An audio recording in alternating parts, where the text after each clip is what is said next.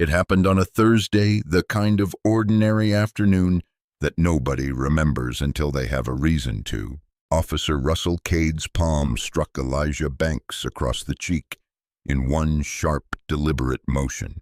Elijah's head turned with the force of it, his shoulder catching the edge of the booth. The coffee mug on the table tipped and shattered against the floor. The stack of essays he had been grading slid from his lap in a slow paper cascade, settling around his shoes like something trying to apologize for what had just happened. Nobody in the diner moved. Nobody made a sound. Cade straightened up slowly, adjusting his duty belt with both hands. Calm, satisfied, the particular stillness of a man who has done this before and has never once been made to answer for it. Then he leaned down close, his voice dropping to just above a whisper. "Men like you forget real fast who runs this town," he said. "Figured you needed reminding." Not a question. A statement of fact in his mind, as settled as the weather. Elijah's jaw burned where the blow had landed. His hands stayed flat on the table, perfectly still. He did not raise his voice. He did not flinch away. He lifted his eyes and looked directly at Cade, and in that look was something the officer had never once encountered in 14 years of testing this particular boundary in this particular town, and did not know how to read. Because Elijah Banks was not afraid of Russell Cade. He was thinking about his wife. 70 miles north at a joint training command called Camp Ashworth, Commander Dana Banks had just stepped out of a change of command ceremony and was reaching for her phone. Cade believed in that moment that this story ended quietly in a diner booth, the way it always had before. He had never been more wrong about anything in his life. Drop your location and local time in the comments below. I want to know where in the world you're watching this from tonight. And if you believe a badge should never be turned into a weapon against the very people it's sworn to protect, hit subscribe, because what happens to Officer Cade in the next 20 minutes of this story is something you are going to want to see all the way through. Mill Haven, Georgia, sat 35 miles south of the training command in the kind of gentle Piedmont geography that made people feel both sheltered and forgotten in the same breath. From the highway, it looked like a postcard white church steeples, a courthouse square with hanging flower baskets, a diner on the corner that had been serving the same pie recipes since 1968. It was the sort of town where 3 generations of the same families held the same jobs, where everyone waved at everyone, and where certain understandings about who belonged where had calcified so long ago that nobody bothered saying them out loud anymore. They simply sat underneath everything, the way a foundation sits underneath a house, invisible until something cracked. Elijah Banks had grown up 2 counties over and moved to Mill Haven 9 years earlier when he took a position teaching American history at Mill Haven High School. He was 38 now, broad-shouldered but soft-spoken, the kind of teacher students remembered for decades, not because he raised his voice, but because he never needed to. When Elijah Banks asked a room to settle down, the room settled down. His classroom had the highest end-of-year exam pass rate in the county, 3 years running, and not one of his colleagues could remember him ever once losing his temper, not at a disruptive student, not at a difficult parent, not at anything. Every Thursday afternoon, once his last class let out, he drove to Lou's Diner on Calhoun Street and took the corner booth by the window. Same order, black coffee, no sugar, whatever pie was fresh that morning, and 2 uninterrupted hours grading essays before he drove home to start dinner. It was the one corner of his week that belonged entirely to him, and he protected it quietly, the way people who carry a great deal of responsibility learn to protect the small rituals that keep them upright. Lou Pruitt had owned the diner for 30 years, ever since he bought it off a retiring couple for $11,000 and a handshake. He still considered the best deal of his life. He was 59 now, thick through the shoulders, with the kind of permanently irritated expression that made strangers nervous and regulars feel right at home. He fed half the town, the mayor, the school teachers, the line workers from the plant outside town, the police officers on their breaks, and he treated every single one of them with the same blunt, unimpressed courtesy, which meant he had absolutely no patience for anyone who walked in thinking a badge or a title entitled them to something extra. Lou had watched Elijah Banks become a fixture of this town. He had also watched over 9 years the particular way certain people's eyes moved when Elijah walked into a room. The half-second pause, the silent recalculation, the moment a person decided how much respect they were willing to extend and to whom. Lou had seen that look directed at Elijah more times than he could count, and it had worn a groove of quiet anger into him that he rarely spoke about and never quite let go of. That particular Thursday, the diner had settled into its late afternoon lull. The after-school rush had cleared out by 4:30, leaving only the low hum of a ceiling fan turning lazily overhead and the occasional clink of a spoon against porcelain. Sunlight came in low and amber through the front windows, catching the dust suspended in the air above the counter. 3 regulars sat hunched over coffee at the far end of the countermen, who had been having the same conversation about high school football for going on 15 years. A young couple shared a plate of fries by the window, murmuring to each other in the unhurried way of people who had nowhere else to be. The smell of the day's last batch of cornbread still hung faintly in the air, mixing with the bitter, comforting smell of the coffee that had been sitting on the burner since lunch. It was in every visible way an unremarkable afternoon, the kind that asks nothing of anyone and gives nothing away about what it's about to become. In the booth nearest the counter, 15-year-old Jamal Pierce had his algebra homework spread out in front of him, mostly untouched. He came to Lou's most afternoons because his mother worked the 4 to midnight shift at the regional hospital, and the diner was warm and nobody minded him sitting there for hours over a single basket of fries. Jamal had been a freshman in Elijah Banks's history class 2 years earlier, back before Elijah moved up to teach upperclassmen, and he still remembered with the specific clarity that certain teachers earned the way Mr. Banks had once stayed 40 extra minutes after school to help him understand the difference between correlation and causation for a paper that in the end earned Jamal the only A he'd gotten that semester. When Elijah walked in and settled into his usual booth, Jamal looked up and nodded that particular mixture of surprise and quiet pleasure that students feel when they encounter a respected teacher outside the walls of school. Elijah nodded back, unhooking his bag from his shoulder, already half-focused on the stack of essays waiting inside it. Marisol Vance brought his coffee without being asked, the way she always did on Thursdays. She was 22, working her way through community college part-time while pulling nearly every shift Lou would give her, and she had a memory for regulars' orders that bordered on photographic. She set the mug down, asked if he wanted the peach pie or the pecan, and when he said peach, she smiled like that was exactly the answer she'd been hoping for. The bell above the door had a particular sound, not quite a chime, more of a flat, cheerful clatter, slightly out of tune, that had announced every single person who'd walked into Lou's diner for 3 decades. It rang at 4:52 that afternoon, and the sound of it would, for several people in that room, become a thing they remembered with a small flinch for the rest of their lives. Officer Russell Cade had been on the Millhaven police force for 14 years.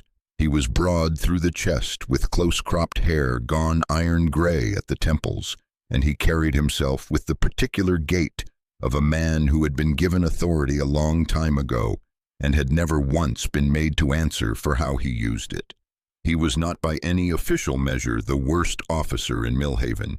He had never been formally disciplined. His file on paper was clean. But that cleanliness was not an accident, and several people in this story would eventually come to understand exactly how it had been arranged. Because the truth that lived only in personnel records, nobody outside the department had ever been allowed to see, was that Russell Cade had 3 prior excessive force complaints filed against him over the previous 6 years, every single one of them closed without action, every single one of them involving a black resident of Millhaven, and every single one of them quietly buried by a chief who valued institutional comfort over institutional honesty.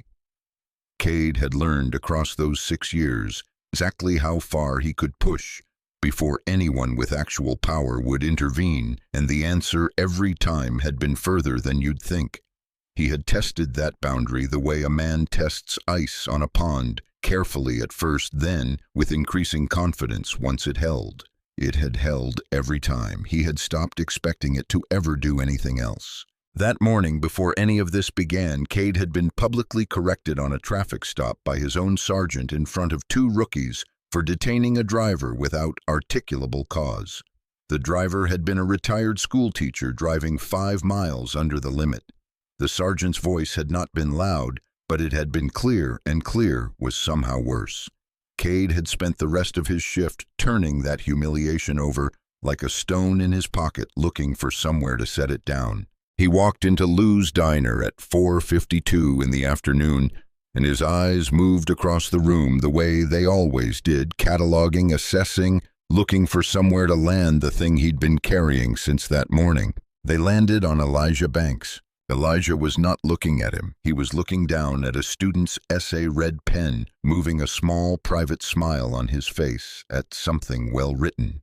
Something about that, the ease of it, the simple, unremarkable fact of a black man sitting comfortably in a public space as though the room belonged to him exactly as much as it belonged to anyone else in it, caught on something raw in Cade that he could not have named if asked. He walked past 3 empty tables and pulled out the chair directly beside Elijah's booth, sat down without being invited, said nothing for a moment, just let the weight of his presence settle over the booth like a shadow falling across a page. Elijah kept writing. What none of the regulars at the counter said aloud, though several of them traded the briefest of glances when Cade sat down, was that this particular pattern had a history at Lou's.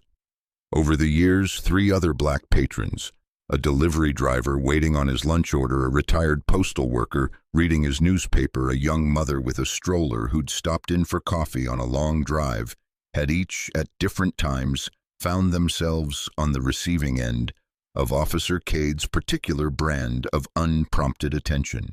None of those incidents had escalated to anything like what was about to happen. All of them had ended the same way, the other person eventually leaving sooner than they'd planned, the air in the diner settling back into its usual rhythm, as though nothing had happened at all, because nothing in any way the town's official records would ever reflect technically had. Lou had watched all 3 of those moments unfold from behind his counter, had hated every one of them, and had told himself each time that intervening directly would only make things worse for the person Cade was bothering. A rationalization he had never fully forgiven himself for making, and had never quite found the nerve to abandon either. He would think about that rationalization a great deal in the weeks following this particular Thursday, turning it over with the specific guilt of a decent man, recognizing too late exactly how much his own silence had cost other people. Elijah did not know any of this history yet. He simply knew, in the way longtime residents of small towns often know things without being able to point to where the knowledge came from, that something about the chair sliding out uninvited beside his booth had the texture of a thing that had happened before to someone else, in some version close enough to this one that his body went quietly alert before his mind had finished catching up. What nobody in Millhaven fully understood about Elijah and Dana Banks, not Lou, not Marisol, not even most of Elijah's colleagues at the high school, was the specific shape of the life they'd built around her career. They had married 11 years earlier, when Donna was still working her way up through a series of postings she could discuss only in the vaguest terms, and Elijah had made an early decision, one he'd never regretted, to build his own life around the parts of hers that could be shared, rather than resenting the parts that couldn't. He didn't know in granular detail what she did on certain extended absences. He knew the shape of her competence instead, the way she packed a bag in 4 minutes flat, without checking a list, the way she could read a room's exits before she'd finished saying hello to the people in it. The particular quality of calm she carried into emergencies that had nothing to do with indifference and everything to do with training so thorough it had become instinct. Millhaven knew her as a quiet, polite woman who worked something with the military and drove up to Camp Ashworth several days a week. That description was accurate as far as it went. It also left out essentially everything that mattered, and both of them had always found that omission more convenient than deceptive. A town that hadn't yet learned to extend Elijah the respect he was plainly owed on his own merits was unlikely to handle the fuller picture of his wife's actual rank and responsibilities with any more grace. It was, in its own way, the central irony sitting underneath everything that was about to happen that Thursday afternoon, that the town's casual willingness to underestimate a black man grading papers in a diner booth extended without anyone in Millhaven realizing it to a catastrophic underestimation of exactly who that man had married. Elijah had met Dana at a community college night class 12 years earlier, back when she was working toward a degree in between deployments, and he was a young teacher still finding his footing in his first classroom. What had drawn him to her, he'd told friends more than once over the years, wasn't any single dramatic quality, but the specific, steady consistency of her, the way she said exactly what she meant and meant exactly what she said, the way she treated a difficult problem as something to be worked through methodically rather than something to be afraid of.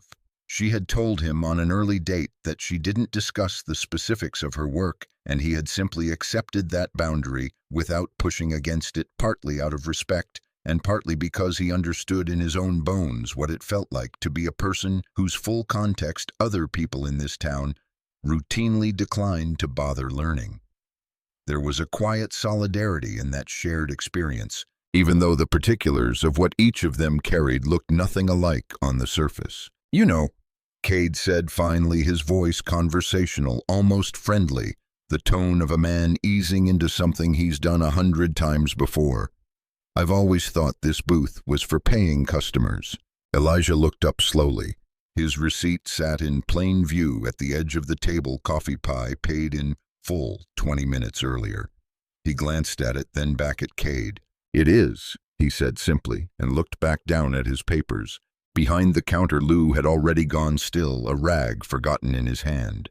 Jamal lowered his algebra worksheet an inch, and something shifted in Russell Cade's face that had nothing to do with the booth or the receipt or anything Elijah had actually said.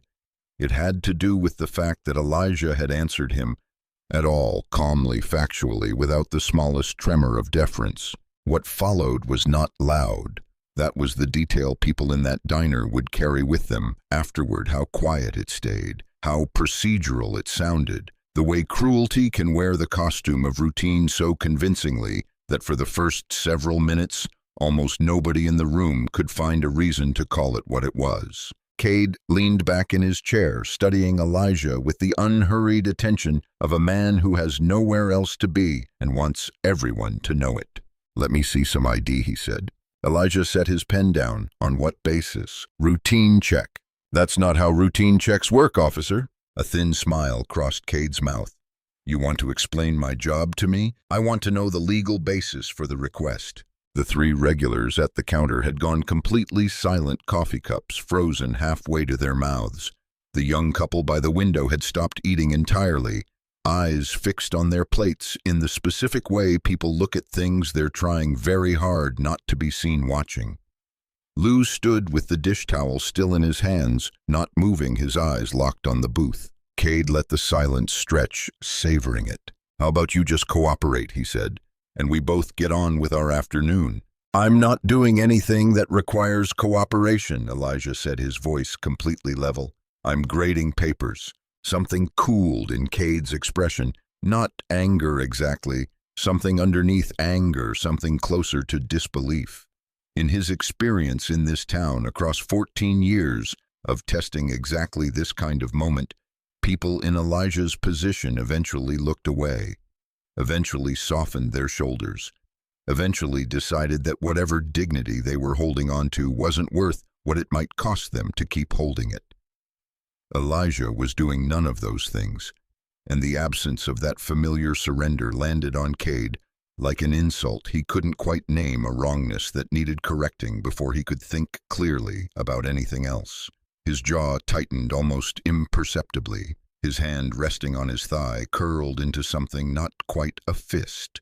He leaned forward, elbows on his knees, voice dropping to something almost intimate. "I've been watching you since I walked in, sitting here a long time, making some of the other customers uncomfortable." "Which customers?" He didn't answer that.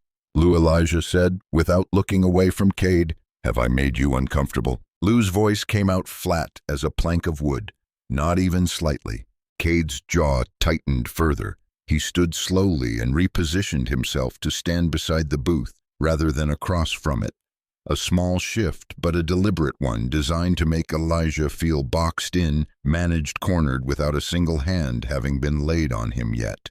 "I'm going to need you to step outside with me." "I'm not going outside." "Sir, I haven't broken any law. I haven't disturbed anyone. I'm a paying customer in a private establishment, and the owner has expressed zero concern." Elijah looked up at him, steady, unblinking. "If you have a legal basis to compel me to leave, state it. Otherwise, I'd like to finish my work." He reached for his phone on the table. Cade's hand shot out and knocked it from his grip. It skidded across the formica and clattered to the floor. The diner went electric. "You don't touch my things," Elijah said, and stood up. His voice had not changed in volume or temperature. That, more than anything else, was what made the moment unbearable for Cade, the absence of fear in it, the absence of anything he could use as a foothold. Then it happened. One motion, his palm against Elijah's cheek, the shoulder catching the booth, the mug shattering, the papers scattering across the floor like something trying to apologize. For 3 full seconds afterward, nobody in Lou's diner moved at all. The young couple by the window sat frozen, mid-bite, forks suspended.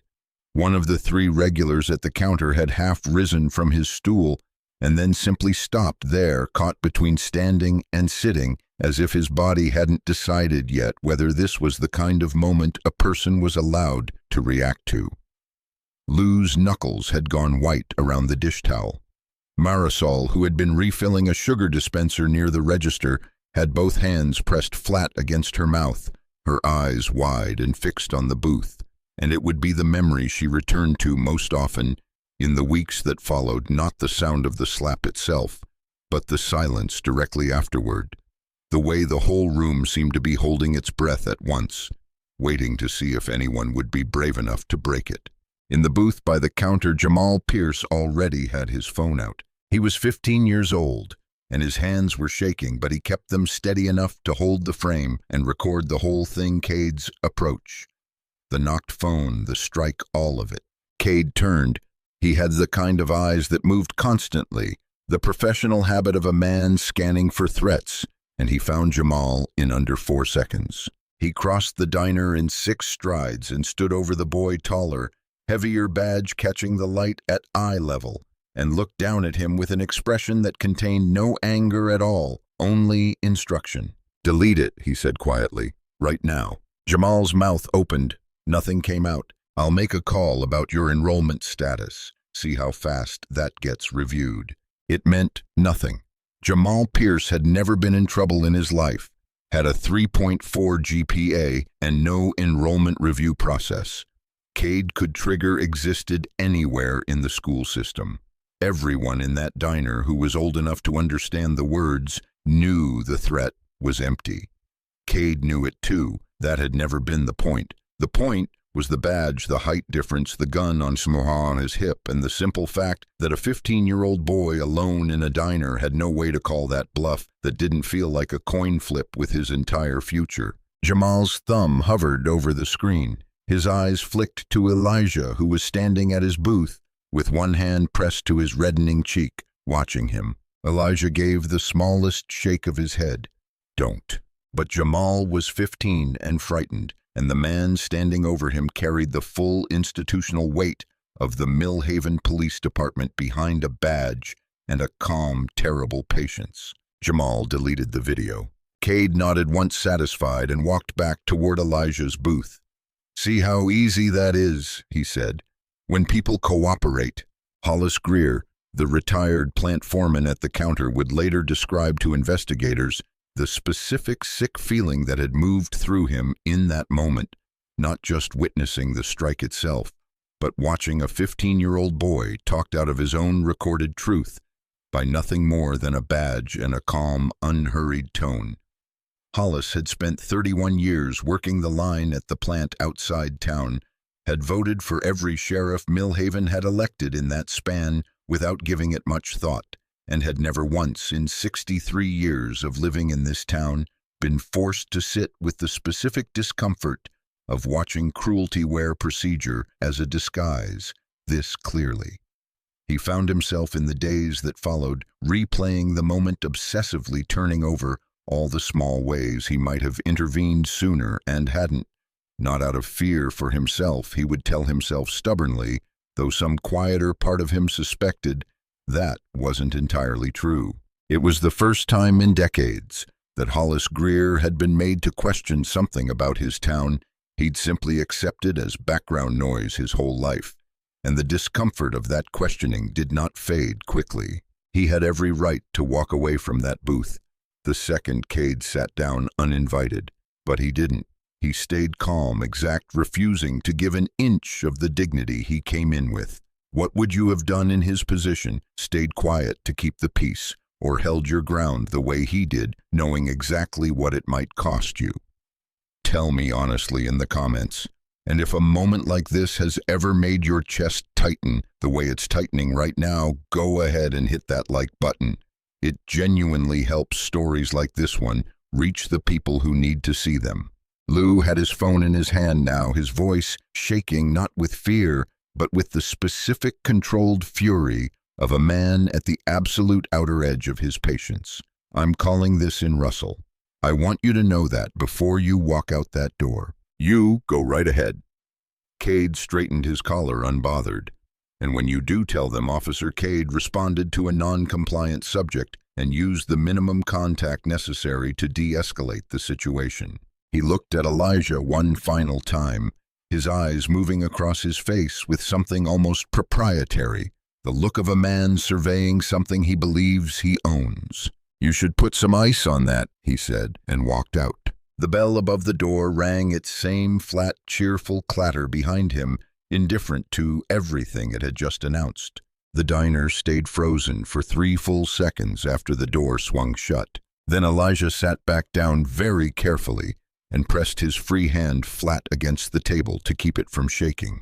Lou was already pointing toward the corner of the ceiling, toward the small black dome with the steady red light blinking inside it.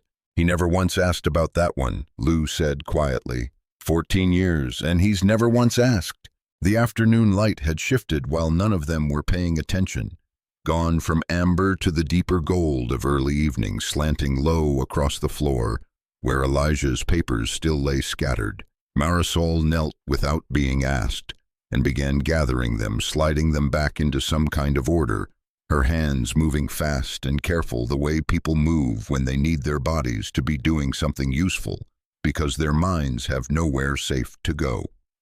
The ceiling fan kept turning at the same lazy speed.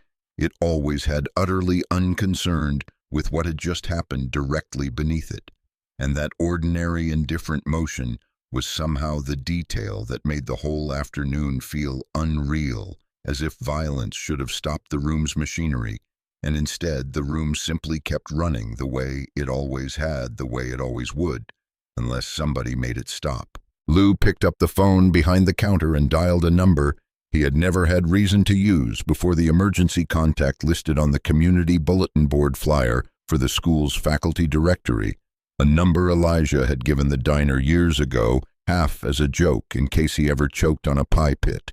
It rang twice. "This is Dana Banks." "Mrs. Banks, Dana, this is Lou over at the diner on Calhoun. I need you to come down here. Elijah's fine, he's not hurt bad, but I need you to come down here right now." There was a half-second of silence on the line, and then her voice came back completely changed, in tone, flat, controlled, focused in a way that made the hair rise on the back of Lou's neck, even though he couldn't have said why. "What happened to my husband?" It wasn't a question. It was a demand for facts delivered in the voice of someone who had spent a career learning to ask for exactly what she needed and nothing else.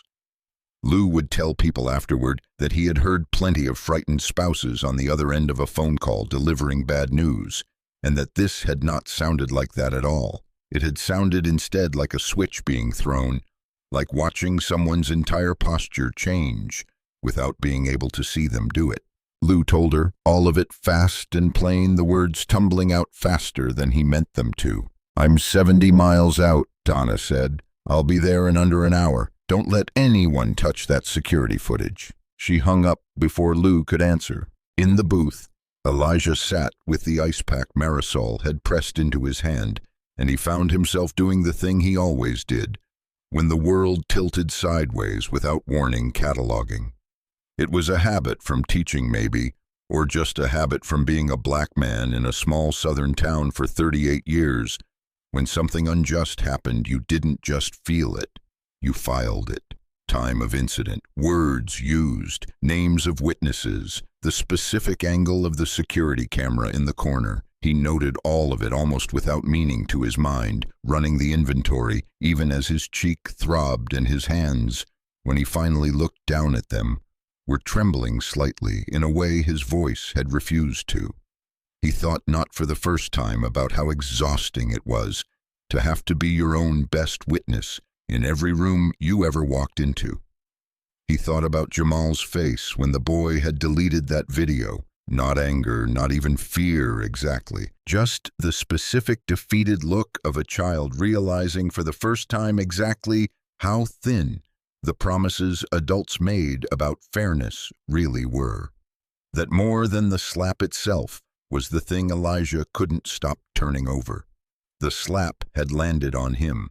The lesson had landed on Jamal, and lessons like that one had a way of staying lodged in a person for decades. He thought about Dana's voice on the phone. Lou had held it close enough that Elijah heard the change in it, the way it had dropped every trace of warmth and become something else entirely, something efficient and exact. He had heard that voice exactly twice before in 9 years of marriage. Once when her unit lost a man during a training exercise and she'd had to call the family.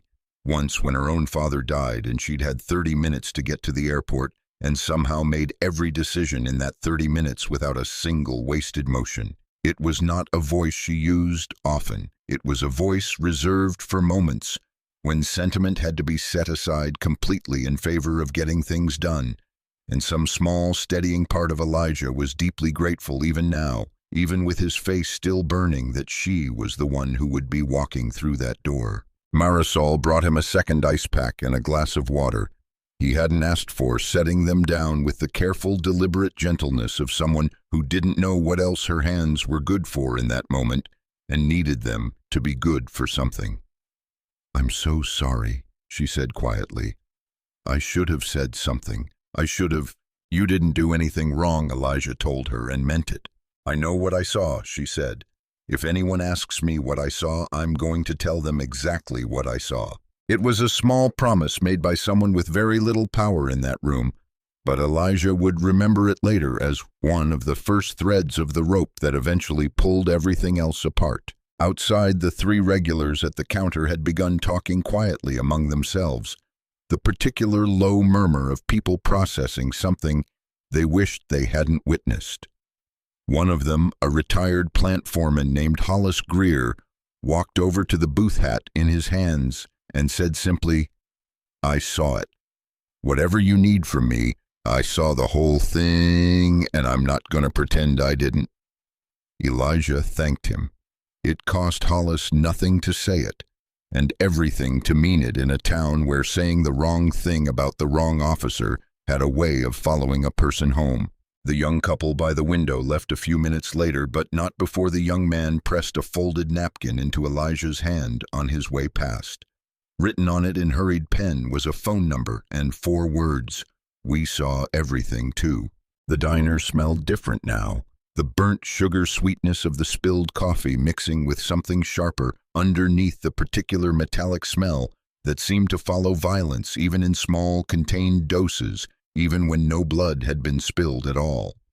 The ceiling fan ticked faintly on every third rotation, a worn bearing Lou had been meaning to fix for 2 years, and in the unnatural quiet of the room that small mechanical tick was the loudest sound any of them could hear.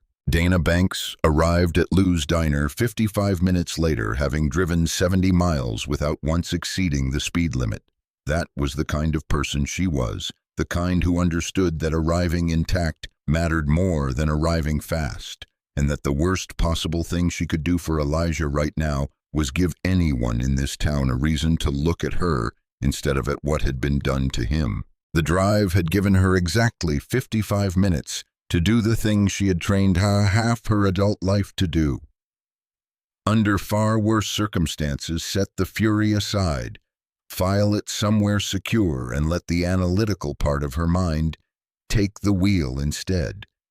She had learned this skill first in BUD/S training, refined it across deployments most people in Millhaven would never know existed, and it had never once failed her, though it had never once been tested by anything quite like the sound of Lou Pruitt's voice telling her that a man had put his hand on her husband's face.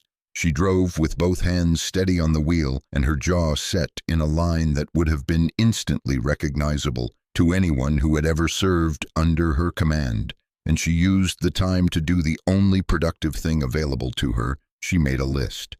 Witnesses, the security camera Lou had mentioned, the exact statute language for deprivation of rights under color of law, which she had reviewed years earlier during a joint training exercise with military and civilian law enforcement, and had never expected to need outside a classroom. By the time she pulled into the gravel lot outside Lou's diner, she had a plan with 4 concrete steps, and not 1 ounce of that planning had cost her any of the fear sitting underneath it. The fear was still there. She had simply decided the way she decided most things, that it would have to wait its turn. She pushed open the diner door and stopped just inside the threshold, eyes moving across the room the way they always did, not the way Cades had moved, cataloging for targets but reading for facts. Lou behind the counter, Marisol in the corner, arms wrapped around herself, Jamal still in his booth homework forgotten watching the door, and Elijah in the corner booth, ice pack pressed to his cheek, the stack of essays gathered back into some kind of order by Marisol's careful hands sitting beside him with the red pen capped on top. She crossed to him without rushing, sat across from him, put both hands flat on the table between them, not touching him yet, just present. He looked at her. She looked at the side of his face, already beginning to bruise. For a long moment, neither of them said anything. There was a conversation happening in that silence that had no need of words, the particular shorthand of 2 people who had built a life together out of showing up steady for each other in the moments that mattered most. Then she reached across and covered his free hand with hers. "Tell me," she said. He told her everything. Lou filled in the parts Elijah minimized out of habit. Marisol, when asked directly, described the ID, demand, the knocked phone, the strike, the walk to Jamal's booth, her voice steady even as her knuckles went pale around the edge of the counter. Jamal, when Dana turned to him gently and asked if he was all right, said he was sorry he'd deleted it. He should have been braver. "You're 15, Dana told him in a voice that had gentled considerably from the one she'd used on the phone. "You did exactly what any reasonable person does when an armed adult threatens their future. That's not a failure of courage. That's a failure of the system that put you in that position in the first place. Do you understand the difference?" Jamal nodded, though it would take him several more weeks to actually believe it. "The camera," Dana said, turning back to Lou. "Footage is already backed up," Lou said. "Marisol uploaded a cloud copy the second Cade walked out the door. Didn't even ask me, just did it." Donna looked at Marisol with something that on a less disciplined face would have been open admiration. "Thank you," she said simply. I just didn't want it to disappear, Marisol said.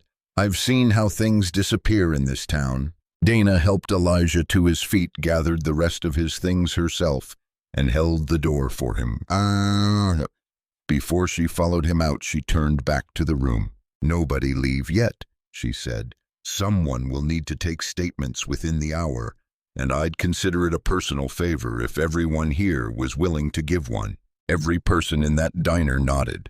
The Millhaven Police Department occupied a squat brick building 2 blocks from the diner, the kind of building Dana had driven past 100 times over 9 years without giving it a second thought. She gave it a great deal of thought now. Chief Walter Dunmore's office sat at the back of the building past a bullpen of desks, where 3 officers looked up when Dana and Elijah walked in, exchanged a quick knowing glance with each other, and went back to their paperwork with the specific studied indifference of people who already understood exactly what was coming and had already decided collectively how they intended to handle it. Dunmore was 58, silver-haired, with the comfortable, well-fed look of a man who had spent 2 decades in a job nobody had ever seriously challenged him on. He gestured them into chairs with the practiced hospitality of someone who had built an entire career on seeming reasonable. Mrs. Banks, Mr. Banks, can I get either of you some coffee? No, Donna said. I'm here to file a formal complaint against Officer Russell Cade for the assault of my husband at Lou's Diner this afternoon. We have security footage, a cloud backup of that footage, and 4 corroborating witness statements ready to be taken. Dunmore's expression arranged itself into something carefully calibrated between concern and caution. I appreciate you coming in directly with this. I want you both to know we take every complaint with the utmost seriousness. He folded his hands on the desk. Officer Cade filed his incident report about 40 minutes ago. According to his account, he responded to a disturbance call and encountered a non-compliant subject who— There was no disturbance call, Donna said, who became verbally aggressive and made a threatening gesture, at which point Officer Cade used the minimum physical contact necessary to— He struck my husband across the face in front of 6 witnesses and a working security camera. Dunmore paused.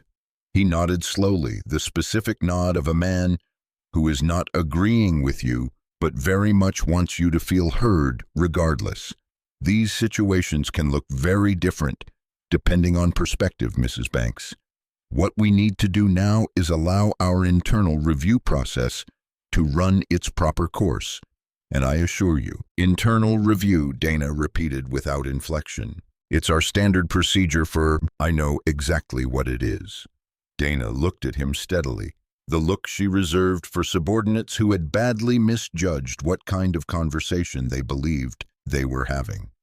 I also know your department's internal review board closed 3 prior excessive force complaints against Officer Cade without a single disciplinary action, all of them involving black residents of this town. I'd be very interested to hear how this one is going to be different. Something flickered behind Dunmore's eyes, not quite alarm, but the recognition that the woman across from him knew more than he had assumed she would.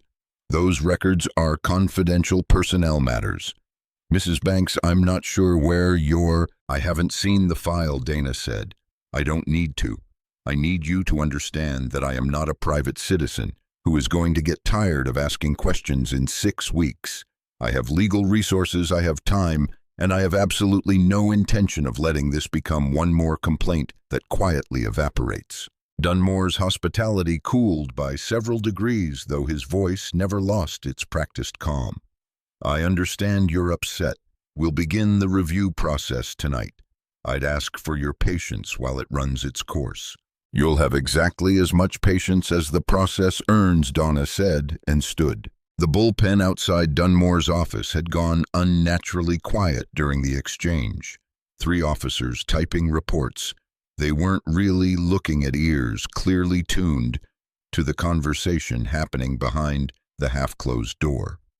One young officer near the back couldn't have been more than 26, still had the slightly too eager posture of someone who hadn't yet learned which battles in this department were worth losing sleep over caught Dana's eye for half a second on her way out and looked for just that half second like he wanted to say something. He didn't. She filed that look away too, the way she filed everything. 2 days later, Dana and Elijah were called in to give formal statements to the department's internal affairs office, a small room 2 doors down from Dunmore's, with a single window and a coffee maker that had clearly seen better decades. Deputy Chief Renata Cole met them there. Cole was black, mid-50s, with close-cropped silver hair and reading glasses on a beaded chain, and she ran the interview with a thoroughness that immediately put both of them somewhat at ease. She asked precise, careful questions, took her own handwritten notes alongside the recorded statement, and at one point stopped Elijah mid-sentence simply to say quietly, "I want the record to reflect that clearly, so say that part again slower." It was the first moment since the slap that either of them had felt like the system in front of them was actually built to hear what had happened rather than to manage it. "I've reviewed the footage already," Cole told them, sliding a folder across the table. "It's unambiguous. I want you both to know I take this seriously, not as a formality, but because I've spent 11 years in this department watching the same names cycle through complaints that never go anywhere, and I am tired of it." For a moment, it looked like the system might actually work the way it's supposed to, like someone inside the department was finally willing to do the right thing without being forced into it. Have you ever had a moment like that, where you let yourself believe something was finally going to be handled fairly, only to watch that hope quietly deflate over the following days? Let me know in the comments if you've lived through that exact feeling. And if you want to see whether Deputy Chief Cole's promise actually holds up, make sure you're subscribed, because what happens next is going to test exactly how far good intentions can carry you inside a broken system. For 3 days, it seemed like it might. Cole called Dana personally on the second day to confirm the footage had been formally entered into evidence. On the third day, she mentioned that the case had been referred up for a disciplinary hearing. Then the calls slowed. By the end of the first week, Cole's updates had shifted from specific to vague, still under review, moving through proper channels. "I'll have more for you soon," and Dana recognized the shift for exactly what it was the moment it started, because she had seen this particular kind of institutional drift before, the slow administrative fog that descends over a case exactly when someone above the investigator's pay grade decides it would be more convenient if nothing happened at all. Elijah recognized it too, though it landed on him differently, not as a tactical observation, but as a physical weight, a slow sinking feeling that arrived each evening around the time the school day ended, and he found himself driving past Lou's diner instead of stopping, unable yet to sit in that booth again. He went back to teaching the following Monday because his students needed him there, and because staying home felt like losing something he couldn't afford to lose on top of everything else. But he caught himself more than once trailing off mid-sentence in the middle of a lecture, his hand drifting toward his cheek, where the bruise had faded to a faint yellow-green shadow that no longer hurt but somehow still ached. Dana watched him grow quieter over those days in a way that worried her more than anger would have. Anger she knew how to work with. This slow erosion of his certainty that any of it would matter was harder to fight because it didn't announce itself. It just settled the way water settles into the lowest point of a room, finding every crack nobody had bothered to seal. On the 9th day, Lou called Dana directly, his voice tight in a way she'd never heard from him before. "Cade's back on patrol," he said. "Saw him drive right past the diner an hour ago, slowed down, looked right at the window like he wanted me to see him doing it." That same afternoon, Lou told her 2 men in city maintenance jackets had come by the diner asking with studied casualness whether the security system had had any issues lately, and whether Lou had considered upgrading to a system that didn't retain footage locally. Lou had told them his system was fine. They had left a card from a company that, as it turned out, did not exist at the address printed on it. Lou kept that card. He would later hand it to a GBI investigator without being asked, along with a description detailed enough that one of the two men was eventually identified as a part-time contractor who had, on at least one other occasion, performed similar unofficial errands for people connected to Councilman Whitfield's office. Marisol overheard the exchange from the kitchen doorway and said nothing in the moment, but that night, after closing, she sat alone at the counter and made a second backup of the footage onto a personal drive she kept at her apartment, separate from the cloud account Lou knew about. She told no one. She had grown up in a family that didn't trust institutions to protect anyone who looked like the people she'd grown up around, and some instinct she couldn't fully articulate told her that a second copy hidden somewhere nobody official knew to look might someday matter more than the first. She was right. What neither Dana nor Elijah knew yet in those slow, discouraging days was that the pressure stalling their complaint had a specific source with a specific name. Councilman Earl Whitfield had spent the better part of 3 years quietly steering a downtown redevelopment contract toward a construction firm owned by his brother-in-law, a scheme that required, among other things, a police department willing to look the other way on a handful of code violations, and a chief willing to stay comfortably unbothered by questions. Chief Dunmore had known about the arrangement for at least a year. He had never directly participated in it, which was the precise distinction he used to sleep at night, but he had also never once asked a question whose answer might have forced him to do something about it. Russell Cade's brother-in-law happened to manage Whitfield's re-election campaign finances, a small-town coincidence that had quietly calcified over years into an unspoken understanding. Certain officers got certain leeway, and certain complaints moved slower than others, and nobody involved ever had to say any of it out loud for it to function exactly as intended. Whitfield's office sat above the hardware store on the square, a narrow set of stairs leading up to a room with yellowing blinds, and a desk too large for the space it occupied. He had a habit of taking calls from Dunmore, standing at the window looking down at the square below as though he owned the view along with everything in it. The call that 9th evening, with the diner complaint quietly stalling in internal affairs, lasted 4 minutes. Dunmore mentioned carefully that the wife filing the complaint seemed unusually persistent, unusually well-informed about department procedure, and that he didn't yet know exactly who she was beyond a name on a form. Whitfield told him not to worry about it. People like that, he said, usually got tired before institutions did. He had been wrong about a great many things in his life, but he had never once before been wrong about that particular calculation, and the confidence of past success made him slow to notice he might be wrong about it now. Marisol, for her part, had begun quietly compiling something of her own.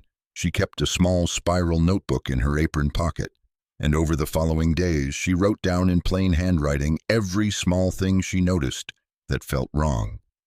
The maintenance men with the non-existent company card, an offhand comment from another officer at the counter about how Cade's case is going to get handled, quiet, same as always, the exact date Cole's updates had started going vague. None of it was evidence in any formal sense. All of it was the kind of pattern that laid end to end told a story no single piece could tell on its own. There was a night about 2 weeks in when Marisol nearly talked herself out of all of it. She was 22, putting herself through 2 years of community college on tips and a part-time wage that barely covered rent. And Lou had mentioned gently that some of his suppliers had started asking pointed questions about whether the diner was still in good standing with the local police, questions that had never once been asked in 30 years of him running the place, questions that arrived suspiciously close on the heels of the complaint. She lay awake that night doing the math on what she actually had to lose if this went badly, her job possibly in a town where there weren't many others to replace it, her landlord's good opinion since her landlord's brother was on the force, the fragile, hard-won stability she'd built for herself one exhausting semester at a time.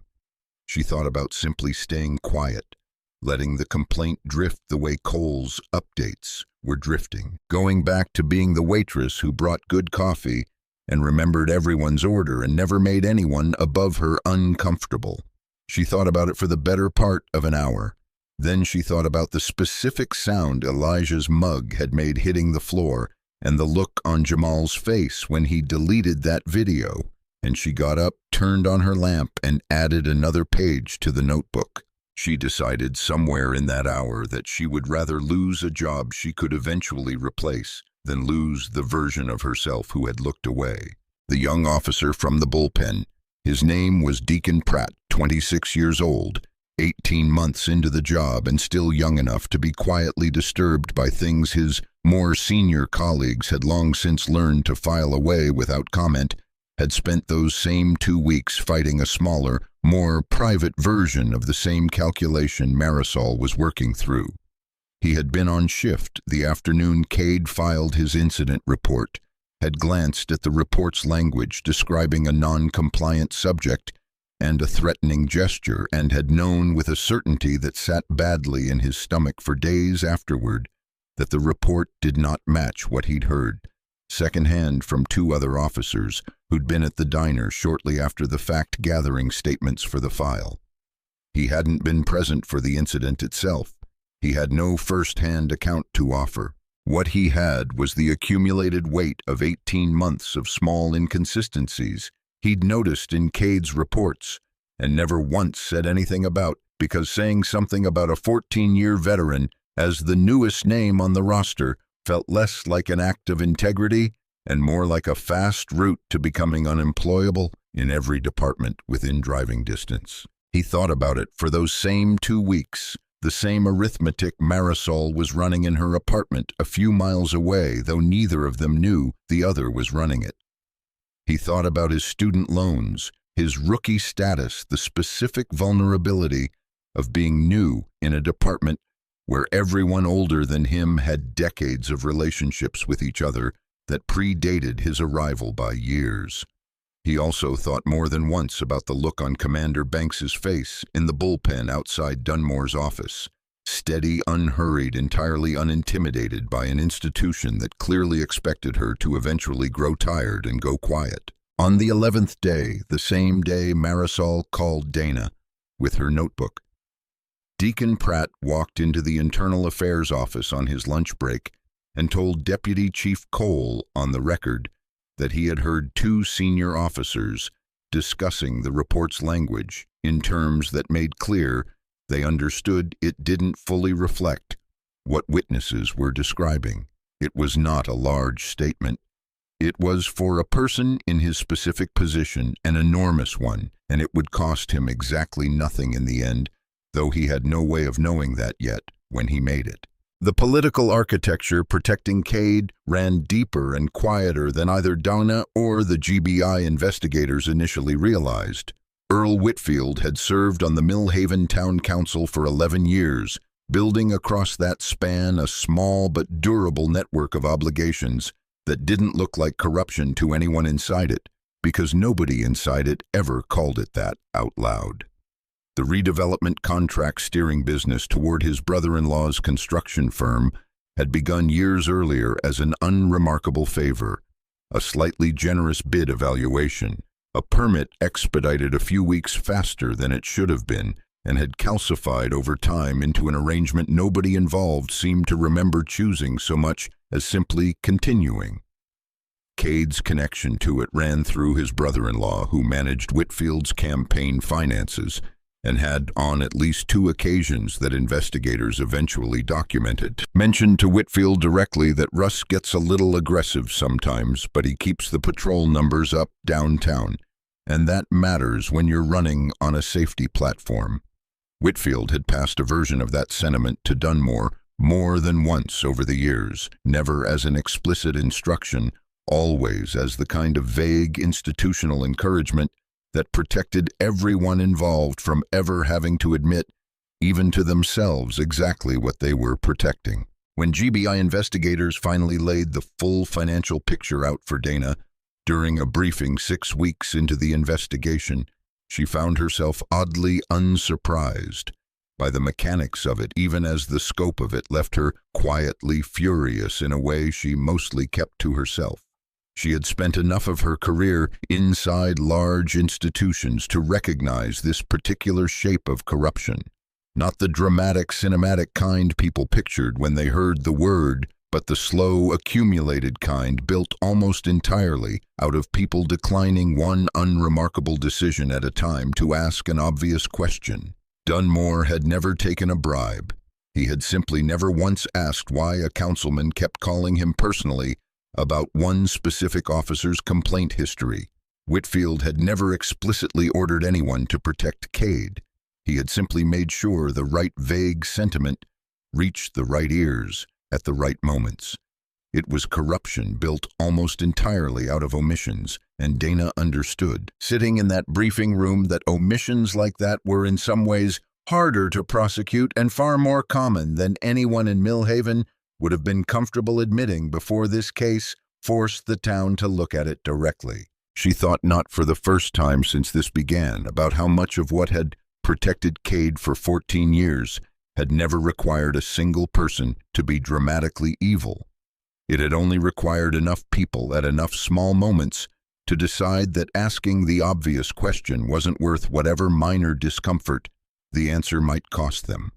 She found that in its own way more disturbing than outright malice would have been, because malice was at least rare. This kind of quiet, accumulated looking away was not rare at all. It was, if anything, the default setting of most institutions left unexamined long enough, and the only real defense against it she'd come to believe across a long career, watching it operate in different forms, was exactly what she intended to keep doing for as long as it took, showing up, asking the question anyway, and refusing to let the silence be the easier option. Marisol called Dana on the 11th day, her voice low, even though she was alone in her apartment. "I have something," she said. "I don't know if it's enough, but I have a second copy of the footage somewhere nobody official knows about, and I've been writing down everything that's felt wrong since this started. Dates, names, the maintenance company that doesn't exist. I think you should see all of it." Dana drove out that evening and sat at Marisol's small kitchen table for 2 hours, reading through the notebook page by page, asking precise questions, taking her own notes alongside Marisol's. By the time she left, she had something she hadn't had 11 days earlier, a pattern with names attached to it, independent of anything the Millhaven Police Department controlled or could quietly bury. Driving home that night, Dana made a decision she had been circling for several days without quite letting herself land on it. She had spent her entire adult life inside institutions. The Navy, the joint command structures, the careful hierarchies of who reported to whom, and she understood better than almost anyone exactly how those institutions could be made to move when someone with enough standing simply refused to let a matter rest in the place it had been quietly set down. She also understood that Deputy Chief Cole was very likely not the obstacle here. Cole had the look in that interview room of someone working honestly inside a system actively working against her. The obstacle was higher up, and it would take pressure from outside the Millhaven Police Department entirely to move it. Dana had contacts. Years of joint operations with federal law enforcement during certain assignments she didn't discuss with anyone outside a security clearance had left her with exactly the kind of network most civilians filing a civil rights complaint did not have access to. People at the FBI's Civil Rights Division who owed her professional favors, a JAG colleague who could point her toward the Georgia Bureau of Investigation's Public Corruption Unit, the specific procedural knowledge of how to make a stalled local complaint impossible to ignore at a state and federal level simultaneously. She had been holding off on using any of it, hoping the local process might actually work the way Cole had promised it would. She was done hoping now. Hope had been a reasonable first move. It was not going to be her last one. She spent the next 4 days making calls she had once made for entirely different reasons, in entirely different contexts, and discovered that the muscle for getting an institution to take a complaint seriously did not atrophy much between uses. By the end of those 4 days, she had a federal civil rights investigator and a GBI public corruption analyst, both independently reviewing a file that the Millhaven Police Department no longer had any ability to make disappear. She told no one in Millhaven what she had done. She wanted, for reasons she could not entirely explain even to herself, to walk back into that diner first. The following Thursday, 15 days after the slap, Dinah drove down from Camp Ashworth straight from a change of command ceremony she had presided over that morning, still in her dress uniform, because there had been no time to change, and if she was honest with herself, because some part of her wanted to be wearing it. She arrived at Lou's Diner a little after 4:30 in the afternoon, the same hour it had all happened 2 weeks earlier. The bell above the door gave its same flat, cheerful clatter as she pushed it open, and for half a second nobody in the diner looked up. The way nobody looks up at a sound that's rung 1,000 times before. Then they did. The specific weight of her dress uniform, the dark fabric, the precisely arranged ribbons across her chest, the gold braid at her shoulder catching the late afternoon light, slanting through the front windows, pulled every eye in the room toward her before anyone consciously understood why. Her shoes made a different sound against the tile than ordinary shoes did, sharper, more deliberate, and that sound alone seemed to still the room half a beat before her uniform finished registering. She had considered on the drive down whether arriving in uniform was the right call at all, whether it veered too close to theater for a moment that deserved to be about facts rather than spectacle. She had decided in the end that it wasn't theater so much as precision. Russell Cade had spent 14 years making quiet, confident assumptions about who deserved deference in this town, based entirely on what he could see standing in front of him, and there was a particular exact justice in letting him see, for once, the complete picture before he opened his mouth, instead of after. She thought, too, about every other version of this moment that had never gotten to happen this way, every person in Millhaven and 100 towns like it who had absorbed exactly this kind of treatment, with no commander waiting in the wings, no federal contact list, no uniform that could walk through a door and instantly rearrange a room's understanding of who held the power in it. She was not naive enough to believe her presence fixed that larger imbalance. She intended at minimum to make sure it didn't stay invisible in this one specific diner, on this one specific Thursday, for this one specific man who had earned 1,000 times over the right to watch consequences finally catch up to him in person. And there, 3 booths down, midway through a story he was telling another off-duty officer, with the easy, untroubled laugh of a man who had never once believed any of this would catch up to him, sat Russell Cade. He was facing away from the door. He didn't see her come in. Lou, behind the counter, went rigid the instant he recognized her, his hand freezing mid-pour over a coffee cup he never finished filling. Marisol, restocking napkin dispensers near the register, looked up, and her breath caught audibly enough that the elderly man at the nearest table turned to glance at her. Jamal, doing homework in his usual booth, simply stared, his pencil motionless against the page. Nobody said a word. Nobody needed to. The entire room seemed to understand in the half-second before anything happened that they were about to witness something none of them would forget, and every one of them, almost in unison, went very still. The particular stillness of people who sense a moment arriving and instinctively know better than to interrupt its approach. Dana walked directly to Cade's booth and stopped at the end of the table. "Officer Cade." He turned mid-laugh, and the laugh died somewhere in his throat before it fully formed. He looked up at her, the uniform, the ribbons, the bearing of someone who did not carry herself like a civilian filing a complaint, and something in his face began almost immediately to shift. "I don't believe we've been formally introduced," Dana said, her voice even carrying easily across the now silent diner. "I'm Commander Dana Banks, United States Navy, currently serving as Deputy Commanding Officer of the Joint Special Operations Training Command at Camp Ashworth. I believe you're already acquainted with my husband." She set her military identification on the table in front of him deliberately, The way a person sets down a card they have been holding for exactly the right moment. The laminate caught the window light. The eagle insignia stamped into the corner, the holographic seal shifting faintly as it tilted her name and rank printed in clean federal type beneath a photograph that showed the same unhurried composure she was wearing right now. Cade's face went through several stages in the span of about 5 seconds, each one visible to everyone in the diner watching. First confusion, the simple cognitive lag of a man trying to fit new information into a story he thought he already understood completely. Then recognition as the pieces, the calm husband at the booth. 2 weeks ago, the wife who hadn't backed down at the police station.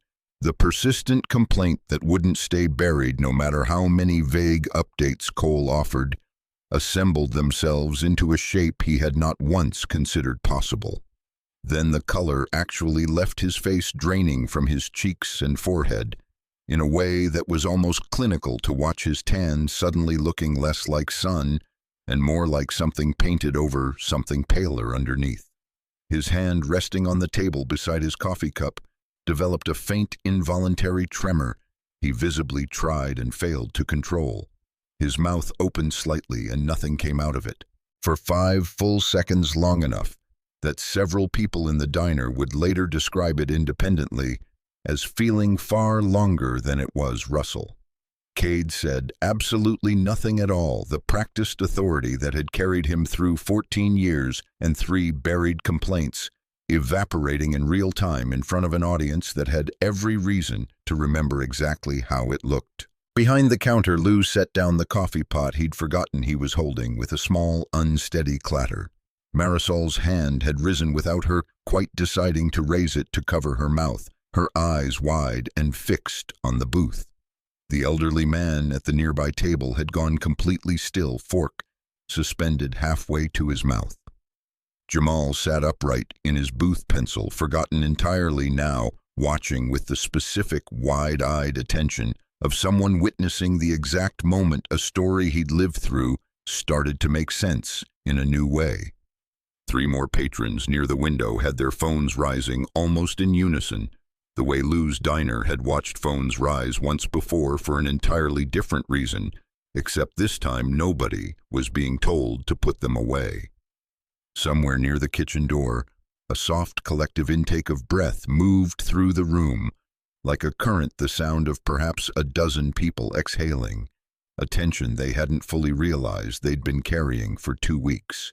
Dana did not raise her voice. She did not lean in the way Cade had leaned in toward Elijah 2 weeks earlier. There was no satisfaction visible on her face, no triumph, nothing that resembled gloating in any way a camera could have captured.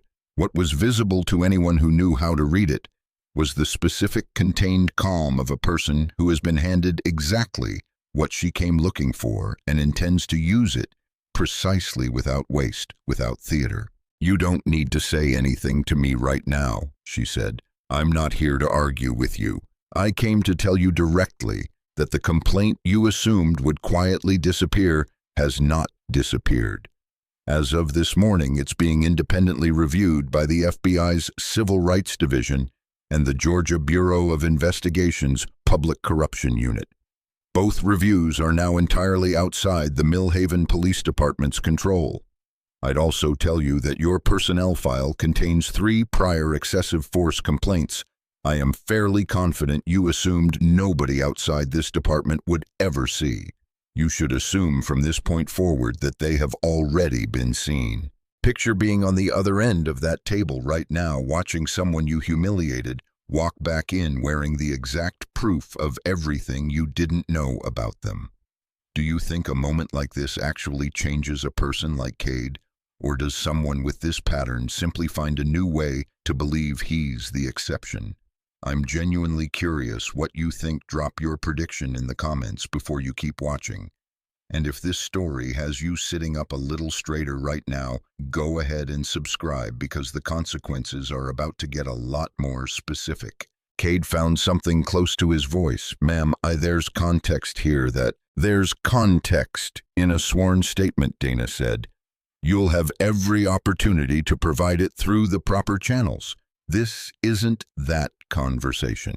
This was simply me wanting you to hear it from me directly before you heard it from anyone else. She picked her identification back up off the table, returned it to her jacket, and looked at him for one more second. Not unkindly exactly, but with no warmth in it either, the look of someone closing a file rather than opening a fight. Then she turned and walked to the corner booth where Elijah was already standing, having watched the entire exchange from across the room, with an expression that held no surprise in it at all, only the quiet, settled satisfaction of a man who had trusted all along that this was coming. She didn't say anything to him in front of the room. She didn't need to. She simply took his hand, and together they walked out the bell. Above the door, ringing its same flat, indifferent clatter behind them, announcing nothing about what it had just witnessed, and everything about what was coming next. Inside the diner, the silence held for several more seconds after the door swung shut. Then it broke all at once, a dozen quiet conversations starting simultaneously, the particular release of a room that had been holding its breath collectively and could finally let it go. Lou crossed to Cade's booth himself, something he had never once done in 14 years of serving. The man coffee and set the check down on the table without a word, his face arranged into an expression that needed no further explanation. Cade left a few minutes later, his untouched coffee going cold behind him, and the bell rang for him too, the same indifferent sound it gave everyone, utterly unconcerned with the difference between the man who'd walked through that door 14 years ago and the one walking out of it now. Outside in the gravel lot, Elijah stood for a moment beside the car before getting in, and Dana watched him do it, understanding, without being told, that he needed this small pause before the next part of his life began. He had spent 2 weeks doing the quiet, exhausting work of holding himself together in front of his students, in front of Jamal, in front of a department that had clearly hoped he would eventually grow tired and stop pushing. He had not for one single day during those 2 weeks allowed himself to fully believe the system would actually bend in his direction, because believing that and being wrong about it felt like a risk he could not afford to take with whatever was left of his composure. Standing in that gravel lot, watching the diner's windows from the outside, he let himself for the first time actually believe it. The feeling that moved through him was not triumph. It was something quieter and heavier than that relief, mixed with a low, persistent ache for every version of this story that had happened to people without a Commander Dana Banks walking through the door behind them, people whose names never made it into a federal review because nobody with that particular kind of leverage had been available to make the call. "You didn't have to wear the uniform," he said, finally getting into the passenger seat. "I know," Dana said, starting the engine. "I wanted him to understand exactly what he'd been measuring wrong for 14 years. Elijah almost smiled. It was the first time his face had done that without effort in 2 weeks. "How long until something actually happens?" he asked. "Faster than you think," Dana said. "Slower than either of us wants. But it's happening now in places he can't reach, and that's the part that matters." She pulled out of this gravel lot and onto Calhoun Street, and neither of them looked back at the diner, though both of them, in their own way, were already thinking about the next time they would walk through that door. Not as people waiting for an answer, but as people who already knew one was coming. The Federal Review moved with a speed that surprised almost everyone in Millhaven except Dana, who had spent enough of her career inside large institutions to know that the right pressure applied at the right level could compress months of bureaucratic drift into a matter of weeks. Within 10 days, the FBI's Civil Rights Division had taken formal possession of both copies of the security footage, Marisol's notebook, and 7 independent witness statements, including one from the young officer who had looked like he wanted to say something in the bullpen weeks earlier and finally did. The Georgia Bureau of Investigation's Public Corruption Unit, working a parallel track, subpoenaed financial records connecting Councilman Earl Whitfield's redevelopment contract to his brother-in-law's construction firm, and from there to the campaign finance arrangement that had quietly protected Officer Cade for years. Chief Walter Dunmore's role in slow-walking the complaint became impossible to characterize as mere oversight once investigators obtained phone records showing the exact timeline of his calls to Whitfield's office. He resigned 11 days after Donna's visit to the diner in a statement that used the word retirement and convinced almost nobody in Millhaven. Deputy Chief Renata Cole, when investigators finally interviewed her under oath, did something that surprised even Dana. She did not minimize her own position or claim ignorance of the pressure she'd been under. She stated plainly on the record that she had been instructed by Dunmore to let the bank's complaint move at its own pace during the second week, understood exactly what that instruction meant, and had complied with it for 4 days before her own conscience made continuing impossible. "I should have refused it the moment he said it," she told the investigator, her voice steady but quieter than usual. "I told myself I was protecting the integrity of the process by not making waves. I was protecting my own position. There's a difference, and I knew it at the time, and I chose not to know it for 4 days." It was not an excuse. It was an accounting offered plainly, and in a process built on the importance of truth, it carried real weight. Cole kept her position. She also became, in the months that followed, one of the strongest internal voices pushing for the consent decree that would eventually reshape the department's complaint process from the inside. Deacon Pratt's statement, small as it had seemed when he gave it, turned out to matter more than he'd expected. It corroborated the timeline investigators were building around the falsified incident report, and when the case became public, his name appeared in exactly one line of one local article described simply as an officer who came forward.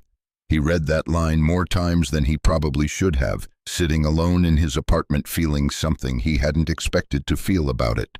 Not pride exactly, more a kind of quiet relief at having for once done the thing his conscience asked of him at the actual moment it mattered, rather than constructing a comfortable explanation for why it hadn't. Lou Pruitt, for his part, never spoke publicly about any of it beyond what the investigation required of him.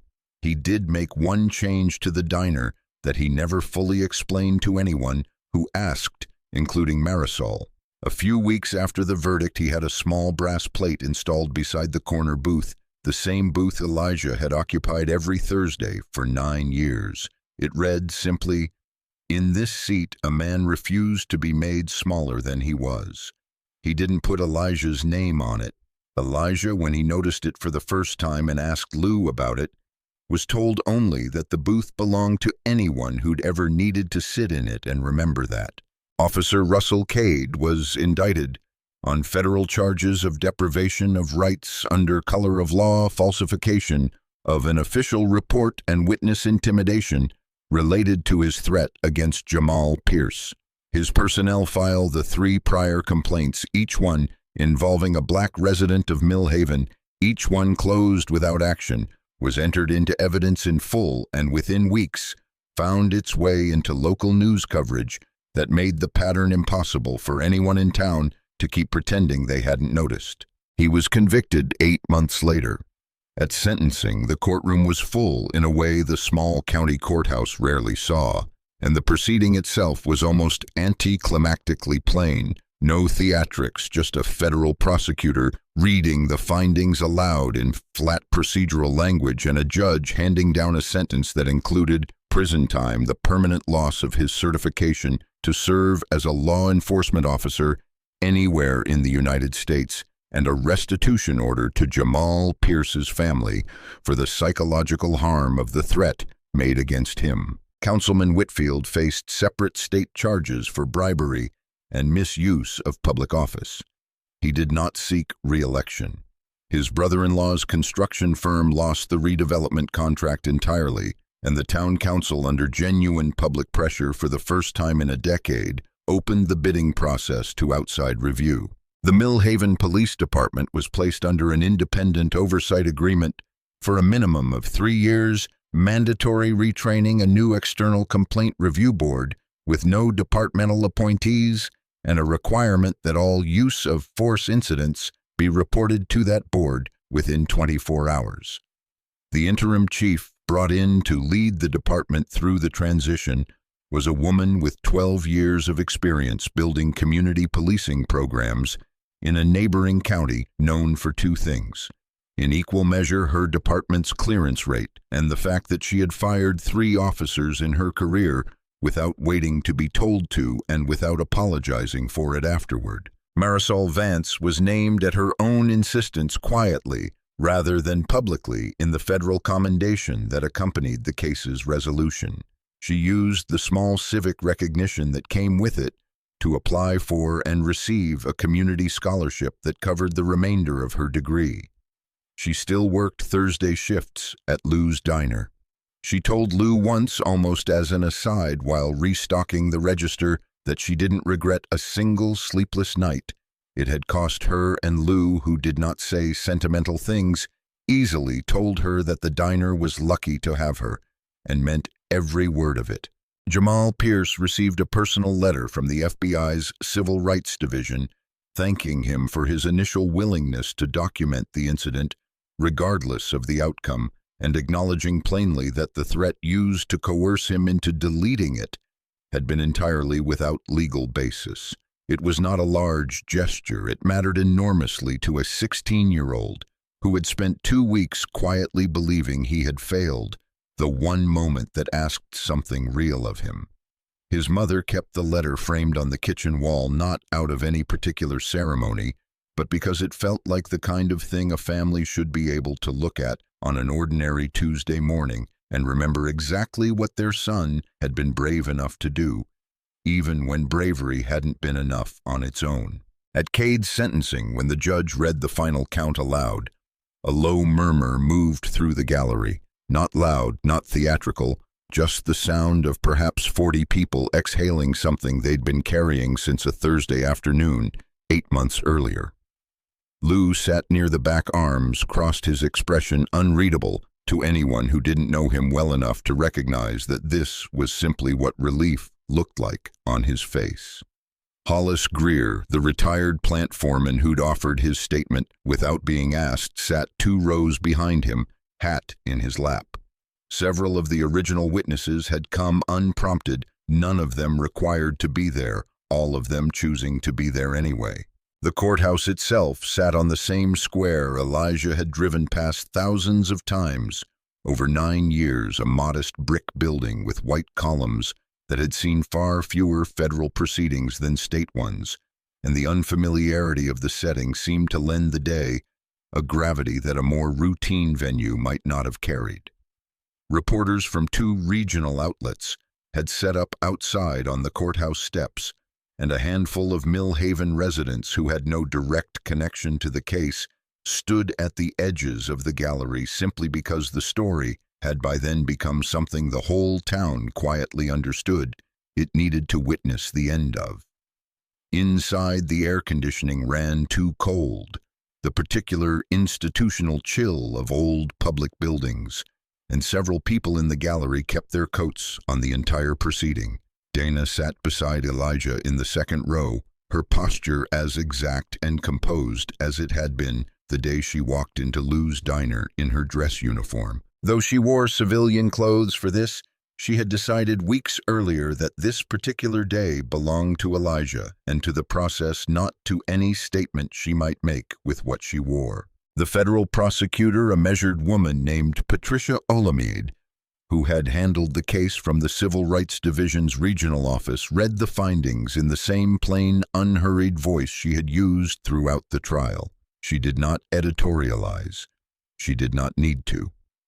The facts laid end to end in chronological order: the slap, the threat against a minor, the falsified incident report, the 3 prior complaints.